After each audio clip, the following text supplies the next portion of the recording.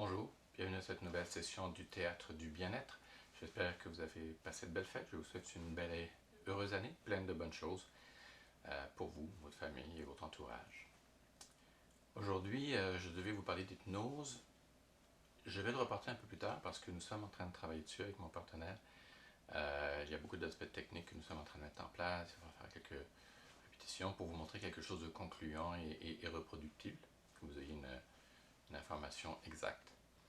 Alors, je me suis dit, plutôt que d'attendre une longue période sans vous donner de nouveaux outils, je vais aujourd'hui vous parler du journal de bord, aussi appelé souvent journal intime. Alors, qu'est-ce qu'un journal de bord? C'est un document écrit, papier ou électronique, sur lequel vous rédigez de façon régulière ou pas, ça dépend des gens, vos actions, vos réflexions, vos sentiments, vos rêves, vos visions, toutes ces choses-là.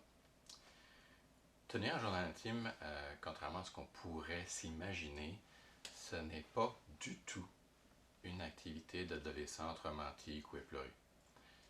Le journal de bord est un outil absolument incroyable et ce, à bien des points de vue. Alors aujourd'hui, ce que je vais faire, je vais vous présenter une version, il y en a plusieurs, c'est celle que moi j'utilise, celle que je donne à mes coachés et que j'ai enrichie en fait avec l'apport des neurosciences par rapport aux éléments que j'ai ramassés dans ma formation de neurosciences venant en fait de l'Institut de neurosciences appliquées du Québec, qui nous vient à l'origine de Paris, l'INA, qui nous donne beaucoup d'informations sur comment les mécanismes du cerveau fonctionnent, comment coacher avec la neuroscience. Alors, la version que je vais vous présenter, c'est ça. C'est une version à la base que tout le monde connaît probablement plus ou moins, enrichi d'éléments de neurosciences. Et depuis que je l'utilise comme ça, je peux vous dire que mes clients l'adorent. Même les plus résistants, certains sont quand même assez déjà fait. Je vais le faire parce que tu me le demandes, mais tu sais, moi, un journal intime, c'est pas mon truc. Ce n'est pas nécessairement un journal intime au sens où, justement, je voudrais le dissocier de la notion de journal de l'adolescente éploré ou romantique. C'est un journal de bord dans lequel vous allez mettre beaucoup de choses. Alors, la recette est très simple et je vais vous l'expliquer dès maintenant pour que vous puissiez le mettre en œuvre. Alors, la première chose, je vous invite réellement à vous procurer un cahier, un crayon, d'un modèle que vous aimez, qui est confortable à écrire. Alors, des cahiers, il y en a avec des pages blanches, des lignes, des points, comme juste pour se repérer un peu, mais pas avoir de lignes. Choisissez un cahier qui vous convient, avec une nature de papier qui vous convient, un crayon qui écrit bien dessus. Que ce soit un moment agréable pour vous, au départ. Dès le départ, écrire là-dedans, que vous écriviez bien ou pas, ça doit être facile et agréable. D'accord? Si vous préférez vraiment la version électronique, faites-le. L'avantage de la version papier, c'est qu'il y a une association beaucoup plus directe entre ce que votre cerveau et votre corps fait, qui est intéressante, mais ça va quand même marcher, ne vous inquiétez pas pour ça. Alors, d'abord, j'aimerais rappeler, c'est pourquoi on fait un journal de bord. Okay? D'abord, le journal de bord, c'est un rendez-vous avec vous-même. C'est du temps pour vous, juste vous, pendant ce temps-là. C'est aussi un confident neutre qui n'est pas dans le jugement. Votre journal de bord n'a pas d'opinion sur ce que vous faites ou pensez. Alors, réellement, je vous invite à être vulnérable et authentique. Ça veut dire quoi? Soyez honnête avec vous-même. C'est le seul endroit où personne ne portera jamais de jugement sur ce que vous pensez, faites ou dites. On va se le dire. C'est facile d'aller voir son boss, par exemple, et dire, vous savez, un tel, son comportement a été inadéquat, et tout ça. C'est fin. En vrai, en dedans, des fois, on se pense, hostie, j'aurais pété la gueule. Hein? Un truc du genre, tu sais. Ou de se dire, ah, mon enfant est très très énervant en ce moment. Ça, c'est ce qu'on dit au monde. Mais en vrai, des fois, on se dit, et je l'aurais étranglé. Ça peut dire qu'on va le faire. Ça ne fait pas de nous des mauvaises personnes. Mais vous comprenez le principe. Ce n'est pas parce que on a peur du jugement des autres dans ce qu'on fait ou dit qu'on est une mauvaise personne. Et ce n'est pas non plus pour autant qu'on a envie de partager tout ça avec tout le monde. Dans le journal de bord, vous avez l'opportunité de laisser sortir ce qui est là. Soyez authentique, soyez honnête. D'ailleurs, je vous réfère à Brené Brown, qui a écrit un excellent livre sur le pouvoir de la vulnérabilité, qui n'est pas une faiblesse, qui est une force quand on sait s'en servir. Alors, soyez authentique et lâchez-vous, laissez venir ce qui vient. L'autre avantage du journal de bord, vous allez voir à travers le processus que je vais vous décrire, comment le remplir, c'est le fait que vous allez apprendre à mieux vous connaître. Et quand je dis à mieux vous connaître, ça veut dire aussi à ouvrir la porte sur l'intelligence émotionnelle si vous ne l'avez pas déjà fait. Sinon, ça va enrichir ça. Au sens où être capable de reconnaître qu'on a eu une émotion ou un sentiment, être capable même de le nommer, sont des choses qui viennent avec le temps. Certaines personnes sont excellentes pour mettre le couvercle sur tout ça et dire non, non, moi, il n'y a pas de problème. Ah non, cette affaire, j'ai géré, il n'y a aucun problème. En vrai, en temps, il s'est passé quelque chose, on a juste mis le couvercle dessus. Alors, le journal de bord va vous permettre d'expérimenter ça, de le nommer à un moment donné, et plus vous êtes bon là-dedans, plus vous allez performer de façon générale dans votre vie. Ce que nous a démontré l'intelligence émotionnelle, c'est que les gens qui réussissent le plus dans la vie ne sont pas ceux qui ont le plus haut coefficient intellectuel, mais ceux qui ont le plus haut coefficient émotionnel. Donc l'intelligence émotionnelle. Savoir reconnaître ses émotions, savoir les gérer. Le journal de bord, ça va aussi permettre de vous libérer.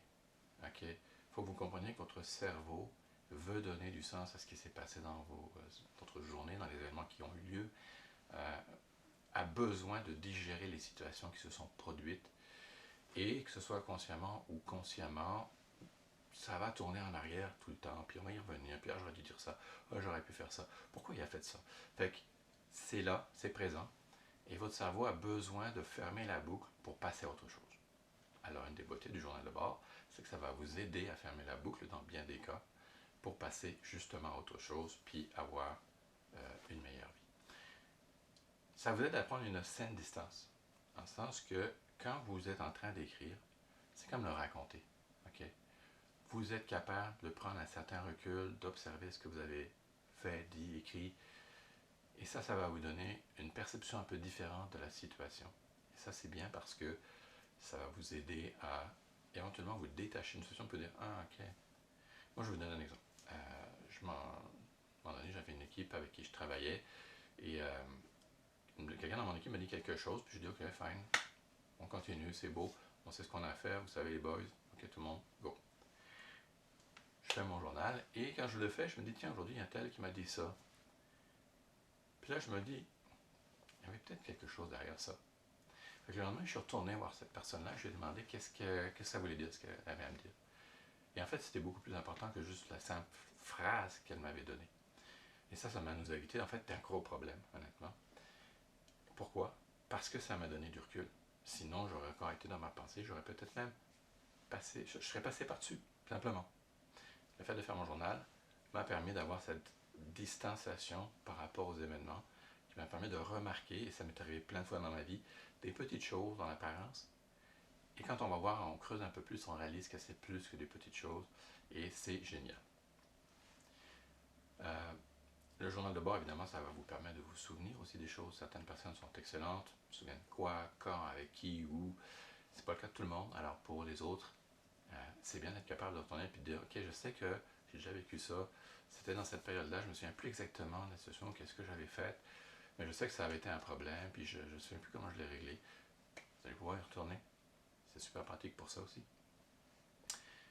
Ça va aussi vous aider à améliorer votre capacité à atteindre vos objectifs. Vous allez voir à travers le processus qu'il y a plusieurs éléments dans le journal de bord qui vous permettent de mieux focuser, de mieux vous concentrer sur vos objectifs et les atteindre. Éventuellement, ça peut même vous aider à mieux dormir parce que, justement, vous avez pris de la distance par rapport à la situation, la situation est plus saine. Vous avez bouclé la boucle sur certaines choses, vous avez nommé des choses, des sentiments, des émotions, du coup vous savez mieux quoi faire avec, vous avez votre objectif un peu clair, donc vous êtes à une meilleure place et ça va aider dans bien des situations à mieux dormir. Ça permet aussi d'être créatif, un journal de bord. Vous allez voir, je vais vous expliquer pourquoi, si vous ne savez pas déjà, mais ça peut être vraiment très, très, très créatif et le fun de faire un journal de bord. Et qui sait, peut-être qu'un jour, vous allez le publier. On se souviendra tous du journal de Anne Frank, qui est un livre qui est très, très connu. En tout cas, moi, de mon temps, on a étudié ça à l'école. Un témoignage d'une adolescente qu'on a retrouvé à partir de son journal. Alors, peut-être que ça pourrait devenir à un moment donné un projet d'extraire des éléments pour faire un livre ou un film, ou peu importe. On ne sait pas, oui, dans la petite célèbre, et à ce moment-là, j'espère que j'aurai une première place à votre première. Voilà. Donc, comment ça se pratique le journal de bord? Comme je dis, première chose, trouvez-vous un bon cahier, un bon crayon, sinon un bon logiciel. Il y en a plein qui existent. Si c'est Notepad qui vous plaît, allez-y avec Notepad. Si c'est Word, c'est Word. Si c'est, je sais pas, DRE, il y a plein d'applications même sur les devices maintenant. Trouvez votre module. C'est module, pardon, c'est un support qui vous appartient. Soyez confortable avec. Alors, la première règle, la règle numéro 1 qu'il faut appliquer tout le temps quand vous faites vos journaux de bord, c'est que vous écrivez au jeu pour permettre d'exprimer ce que vous avez vécu, ce que vous avez ressenti, ce que vous avez perçu des situations. L'idée de faire ça, c'est de reprendre le contrôle de votre vie. Je vous donne un exemple. Si vous dites, mettons, Bob m'a dit quelque chose de désagréable, c'est Bob le problème. C'est lui qui m'a dit quelque chose de désagréable. Et peut-être que c'est vrai. Ce qui est important, c'est de dire, j'ai entendu Bob me dire ça. Ou j'ai perçu dans ce que Bob m'a dit ça. Ça fait quoi? Ça que ça ramène les choses à vous. Les choses sur lesquelles vous avez un pouvoir. Vous n'avez pas de pouvoir pour empêcher Bob de parler. Mais vous avez le pouvoir de décider comment vous allez recevoir son message, comment vous allez le processer, et comment vous allez aller à la prochaine étape pour passer à autre chose. Alors ça, c'est très important tout au long. Vous écrivez le plus possible au jeu. D'accord? Ce qui est important, c'est d'écrire ce qui s'est passé de significatif dans votre journée, dans votre journal de bord. Et même si vous pensez qu'il ne s'est rien passé, si vous êtes trop fatigué pour le faire ce jour-là, faites-le. Même si vous écrivez juste, aujourd'hui je suis trop fatigué pour faire mon journal, je vais m'arrêter là pour aujourd'hui, bonne nuit. Okay? Déjà là, ça va maintenir la discipline de le faire, parce que la discipline, c'est quelque chose qui s'effrite rapidement, et jusqu'à ce que vous ayez trouvé le bénéfice du journal, c'est important d'être discipliné. C'est seulement quand vous en trouvez le bénéfice, le plaisir, que vous allez le faire naturellement. Jusque-là, il va vous falloir un peu de discipline. Alors le faire tous les jours, c'est bien important. Et souvent, bien des gens ont de la difficulté, ils me disent, oui, mais tiens, je ne sais pas quoi mettre dedans. Ok, si votre journée a été si bonne ou si ordinaire que ça, c'est déjà une bonne nouvelle. Mettez-le. Ok? Et mettez-le et surtout, dites pourquoi c'était une bonne journée ou pourquoi c'était une journée comme les autres. Ok? Parce qu'en faisant ça, vous allez voir que ça va venir, vous allez trouver des éléments à ajouter à votre journal de bord.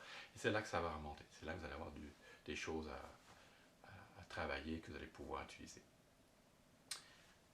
Ce qui est important, c'est d'exprimer vraiment ce que vous ressentez par rapport aux événements, aux échanges, et pourquoi. Et toujours au jeu.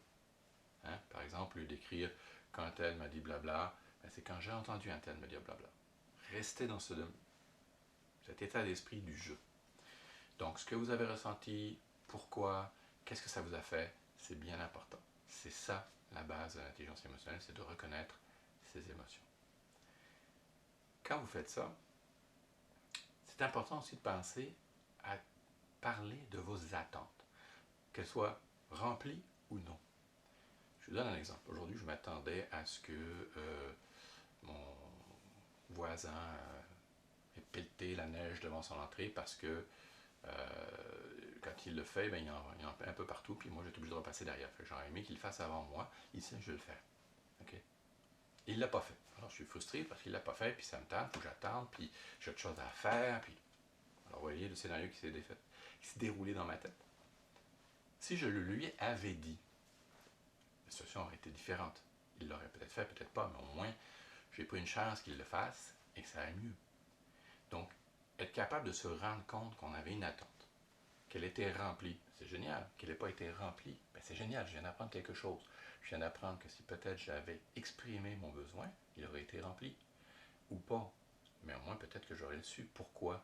Mon voisin m'aurait dit, je peux pas, j'ai pas le temps, il faut que je m'en aille. Bon, ok, fine. Ça fait pas mon affaire, mais au moins je le sais. Je n'ai pas d'attente par rapport à ça. Donc les attentes, c'est quelque chose qui va souvent nous perturber, souvent générer de la frustration, puis de la colère, puis notre hamster part avec ça, il pédale, puis ça ne nous aide pas. D'accord? Donc, clairement, exprimez vos attentes, celles qui ont été remplies, et surtout celles qui n'ont pas été remplies. Et apprenez de ça. Ce que je veux dire par là, c'est que si les attentes qui sont remplies se repampent, c'est toujours dans le même genre de scénario, puis celles qui ne sont pas remplies, c'est toujours dans le même genre de scénario. Faites la différence, vous allez vite. Intuitivement, votre cerveau, à un moment donné, à force de le documenter, va réaliser que, à un moment donné, vous allez écrire, peut-être que j'aurais dû faire ça. Ah, belle prise de conscience. Ça va vous aider. Alors, n'hésitez pas à documenter ça, c'est très important. Un autre élément que je propose aux gens de mettre dans le journal de bord, c'est la gratitude. Il y a beaucoup d'études qui parlent de ça. La gratitude, c'est quelque chose d'absolument phénoménal pour revenir dans un état d'esprit positif, puis se sentir mieux. Ça fait du bien, c'est du bonheur gratuit. Alors la gratitude, c'est quoi? C'est parler d'une chose simple, très importante, qui nous a rendus heureux, qu'on voudrait ramasser la vie pour ça. C'est très simple, hein? Ça peut être un rayon de soleil à travers la fenêtre, quand je me suis levé ce matin ou quand je suis parti en voiture. Ça peut être le fait que je peux écouter ma musique dans le bus sans écouter le reste du bruit ambiant. Ça peut être une douche chaude, ça peut être « Waouh, mon boss m'a dit que j'avais fait une super belle job ». La gratitude. Et je vous propose d'en mettre 2 à 3. Pour en mettre plus, ça vous tente. Il y a des approches qui peuvent en mettre jusqu'à 10 tous les jours. Maintenant, il y a d'autres études en neurosciences qui nous disent que le cerveau s'habitue. Okay? Le plaisir, c'est une forme de drogue quelque part. Et notre cerveau s'habitue, donc il en veut toujours plus.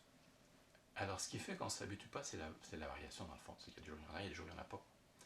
Alors moi, ce que je propose toujours aux gens, c'est d'en mettre 1 à 3, des petites, des grosses, puis de varier, puis des jours où vous en sautez, c'est pas très grave. Mais gardez-vous une moyenne quand même d'en faire régulièrement. C'est-à-dire que vous n'en faites pas tous les jours, c'est parfait. Faites-le le samedi, dimanche. Prenez plus de temps, puis faites-le. Ou faites-le, je sais pas moi, le jour où il s'est passé quelque chose de plus particulier. Pensez-y simplement. C'est bon pour vous. Le faire 3 ou 10 systématiquement tous les jours, ça marche.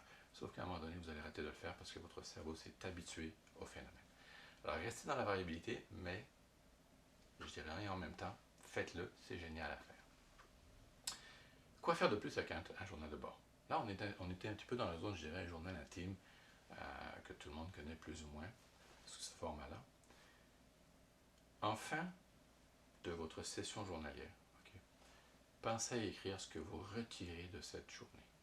Que ce soit bon, que ce soit mauvais, peu importe. Et toujours au jeu. J'ai constaté aujourd'hui que c'était une belle journée parce que j'ai réalisé qu'à l'avenir, il faudrait que je fasse ça. Aujourd'hui, c'est une journée facile, rien de spécial, puis peut-être qu'il n'y a rien d'autre. Mais c'est important d'en tirer une conclusion parce que, encore une fois, avec le temps, votre cerveau va accumuler ce data, ces données. Il va lui-même commencer à en tirer des conclusions. C'est ça la beauté. Et vous allez apprendre des choses tranquillement, pas vite, vous allez découvrir des nouvelles stratégies parce que vous allez avoir du recul, encore une fois. Alors, tirez une conclusion de votre journée. Une petite phrase simple qui dit, voilà, aujourd'hui, c'est ça que je retire de ma journée. Un avantage du journal de bord, c'est que ça va souvent clarifier les choses, au point qu'à ce stade-là, vous savez exactement comment régler la situation de problème, comment est la prochaine étape, mettons un projet qui était bloqué, ou que vous ne saviez pas comment démarrer, peu importe. Alors écrivez-le. Vous le savez, ok, maintenant, il faudrait que je fasse ça. Ce qui est important pour que ça soit utile, c'est de vous poser la question suivante. Quelle est la première plus petite action que je peux entreprendre pour réaliser ça? Je sais ce que j'ai à faire maintenant. Ok? Je sais dans quelle direction je m'en vais. Je sais quelle est ma stratégie. Qu'est-ce que je fais en premier pour y arriver? Donc, posez-vous cette question. Quelle est la plus petite action que je peux entreprendre pour commencer ça? Puis, il n'y a pas peur de vous en poser d'autres. Et quoi d'autre? Et quoi d'autre? Et écrivez-le. C'est votre plan de match, comme on dit. Ça, c'est votre liste d'actions. Et surtout, et ça c'est important, faites-le. Faites-le parce que plus vous le faites, plus votre cerveau enregistre, je fais ce que je dis. Et plus c'est bon pour votre confiance en vous, plus votre cerveau vous fait confiance. D'accord? Alors, allez-y. Vous savez où vous allez? Notez-le. Première action à faire pour aller à la prochaine étape. Un autre bénéfice du journal de bord, c'est qu'à un moment donné, quand vous regardez tout ça, la big picture, comme on dit, vous allez avoir une meilleure vue de votre situation. Les choses vont se clarifier. Et ça veut dire qu'à un moment donné, puis moi je l'ai vécu, c'est venu très naturellement, à la fin de mon journal, j'étais capable de me dire, demain, voilà les 2-3 choses super importantes qu'il faut que je fasse. C'est mes top C'est ça qu'il faut que j'arrive à faire si j'ai une bonne journée, parce que si je fais ça, je vais dans une bonne situation. Alors, même principe. Quand vous commencez à détecter cette situation-là, et vous pouvez le faire volontairement, moi c'est venu naturellement, mais c'est indiqué dans la recette, vous en êtes conscient, vous pouvez y penser explicitement et volontairement. Quelles sont les 3 choses que je dois faire demain absolument pour que ma journée soit une bonne journée? Alors on y va, on les note, on se les met en tête, on les écrit pour en garder une trace plus facilement. Et le même principe. Si c'est des actions claires que je sais que je peux enclencher directement, pas de problème. Si par contre ça reste encore vague, comment je vais le faire? Première question, quelle est la plus petite action que je peux entreprendre pour aller de l'avant? Prenez-vous une note là-dessus. Quand vous allez arriver le matin, vous levez, quand vous allez au travail, quand vous allez déposer vos enfants à la garderie, quand vous allez vous occuper de votre belle-maman, beau-père qui est malade et que vous devez le faire, vous savez c'est quoi vos 3 choses les plus importantes à faire dans votre journée. S'il y en a plus, c'est bien. Je vais vous dire déjà une chose. Quand vous avez fait ces 3-là, vous avez fait une excellente journée. Le reste, c'est du bonus. D'accord? Alors, pensez à ça. C'est très, très bien pour ça aussi, le journal de bord. Maintenant, je l'ai dit, c'est créatif, un journal de bord. Moi, je suis quelqu'un qui fait des petits dessins régulièrement. Quand je prends un cours, par exemple, je redessine mon cours. Je dessine pas bien. Je fais des bonhommes à allumettes, comme on dit. Fait que c'est pas important que ce soit beau. Faites-vous plaisir. C'est un peu comme le mandala aussi. Si ça vous entend de faire juste des lignes dans tous les sens, puis de colorier un peu les zones, faites-le. C'est votre journal. Peut refléter ce que vous avez envie de mettre dedans. Et si vous avez envie de dessiner, de faire des collages, peu importe ce qui vous vient à l'esprit, faites-le. Faites-vous plaisir. D'accord? C'est ça le principe. Là, vous avez la recette. D'accord? Alors, ce que je vous invite à faire, puis la recette, je vais vous la mettre dans les commentaires, c'est quand vous êtes en train de le faire, surtout les premières semaines, je vous dirais les 4-5 premières semaines, une fois par semaine, allez revisiter la recette pour vous remettre en tête les bonnes choses à mettre dedans pour que naturellement ça devienne un automatisme. Puis après ça, peut-être une fois par mois pendant les 2 prochains mois, pour qu'à un moment donné, ce soit tellement naturel que vous n'allez pas vous poser de questions. Votre cerveau va savoir, va avoir automatisé ça. Qu'est-ce qui est bon à mettre là-dedans? Puis vous allez l'avoir vécu. Vous allez avoir vu, ok, ça m'a fait du bien. Ça va être intuitif, mais ça va être là. Vous allez savoir quoi faire et vous allez pouvoir continuer avec. D'accord? Alors, je voudrais juste vous mettre en garde sur le journal de bord parce que j'ai connu des gens qui le faisaient avec, vous savez, la pensée positive. Alors, je ne suis pas contre la pensée positive. C'est une bonne chose, en autant que la pensée positive soit réaliste. D'accord? Alors, quand les gens font « je suis capable », puis ils savent qu'ils ne sont pas capables, « oh, je suis capable, je vais le faire, je vais y arriver ». Bon, il y a un côté motivateur qui est bon là-dedans, mais il y a un aspect plus négatif, c'est-à-dire que si votre estime de vous, dans cette zone-là, n'est pas solide, bien, ça va vous nuire en fait, parce que il va y avoir vous allez générer une forme de résistance, parce que votre cerveau en arrière, lui, il continue à exister, hein? Continue à avoir son propre fonctionnement. Et il a toute votre histoire de vie entre les mains. Puis il sait que la dernière fois qu'on a fait ça, ça n'a pas marché. Ouais, non, j'ai jamais fait, je me sens pas capable, je suis pas sûr. Fait qu'on peut vous dire je suis capable, je suis capable, je suis capable. Sur une estime de soi saine, ça va bien. Sinon, ça peut vous poser des enjeux. Maintenant, puis ça, je vais vous mettre un article là-dessus qui a été fait avec un psychiatre du Douglas, l'Institut Douglas ici à Montréal, qui explique ça. Maintenant, il y a un autre élément à la pensée positive. Il y a une étude qui a été faite par la professeure Gabrielle Oettingen, je pense, ou Oettingen, je pense, je ne sais pas comment on le prononce, pendant près de 20 ans à New York, ok, sur justement la pensée positive. Et ce qui a été démontré, c'est que les gens qui réussissent le mieux à atteindre leurs objectifs, c'est ceux qui effectivement visualisent leurs objectifs, ça c'est bien, et le journal de bord vous permet aussi de travailler dans cette direction-là, mais surtout, prennent en considération les obstacles qui vont se présenter devant eux et comment ils vont les adresser. Okay? Et les obstacles, c'est aussi simple que, oui, mais la dernière fois que j'ai fait ça, la même affaire, ça n'a pas marché. Ça n'a pas plus de chances de marcher maintenant, on s'entend. Si je l'ai fait 4-5 fois dans ma vie ou plus, c'est pas demain, ça va changer comme ça. Mais en se posant la question, okay, quels sont les obstacles que je vais rencontrer, comment est-ce que je peux passer par-dessus ces obstacles-là, que les gens ont réussi à avoir les meilleurs résultats. D'accord? Donc la pensée positive n'a pas été la réponse à leurs problèmes, au contraire. C'est ceux qui avaient ce contraste entre le positif, donc la visualisation de leur objectif, de leur projet, et je dirais pas le négatif, mais les obstacles, la réalité. D'accord? Alors, si vous voulez mettre quelque chose de positif, et ça, je suis parfaitement, j'ai envie de vous pousser à le faire, faites-le de la bonne façon. Alors, n'allez pas vers « Ah oui, je suis capable, je suis capable, je suis capable ». Allez plutôt vers votre intention. Votre intention, c'est quoi? C'est « Je vais faire le maximum pour réussir à le faire ». Okay? Ça, votre cerveau va le prendre. Parce que ça, c'est réaliste. Maintenant, toujours la même chose. Quand vous faites ça, quelle est la première petite action que je peux entreprendre pour me rendre là? Parce que si vous ne le faites pas, vous faites juste dire « Ok, je fais du mieux que je peux. Je vais faire le maximum. » C'est ça mon intention. Mais vous ne faites rien. Ben, il ne va rien se passer de bon pour vous là-dessus, rien de mieux que d'habitude. Votre cerveau va encore dire, OK, il ne tient pas ses promesses. D'accord? Donc, c'est important que vous teniez vos engagements envers vous-même. Alors, première action, quand vous vous dites, mon intention c'est ça, voilà ce que je vais faire.